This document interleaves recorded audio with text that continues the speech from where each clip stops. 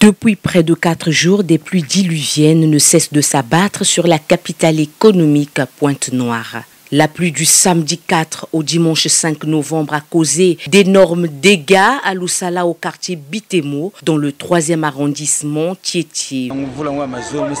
La pluie du 4 au 5 novembre a fait beaucoup de dégâts ici à Loussala. Les voies sont abîmées. Les véhicules qui transportent du sable enveniment la situation déjà déplorable. L'état des routes ici n'est pas bon. Pour partir d'ici au marché de la Liberté, il nous faut 1 litre d'essence. C'est triste. Nous n'arrivons même pas à faire du bénéfice. Le prix de l'essence a augmenté, mais les routes demeurent en mauvais état. Des maisons entières emportées, des murs effondrés, des poteaux électriques au sol, des familles déplacées. Dans ce quartier, on dénombre 2 décès, dont un enfant jumeau âgé de 5 ans. Le ciel s'assombrit de nouveau et la peur s'empare de Madame Lembe. Vers 1 heure, c'était compliqué. L'eau avait envahi toute la maison, nous étions en train de dormir.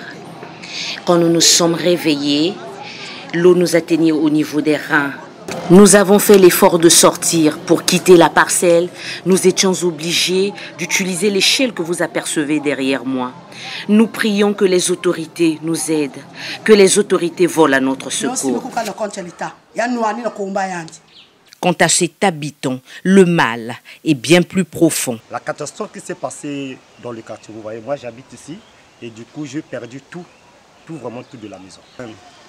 Chacun n'est plus dans leur maison.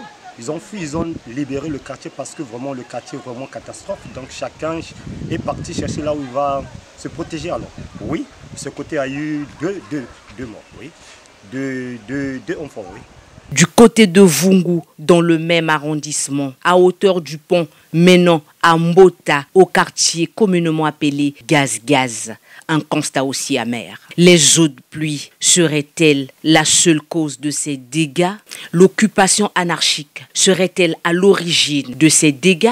Ces terrains étaient-ils favorables à la construction? Étaient-ils recommandables? À qui revient donc la responsabilité? Au vu de ces épisodes d'érosion et de glissement de terrain, les septoclimatologues sont interpellés et l'urgence environnementale en vaut la peine. D'où l'importance du thème de la Journée nationale de l'arbre de cette année.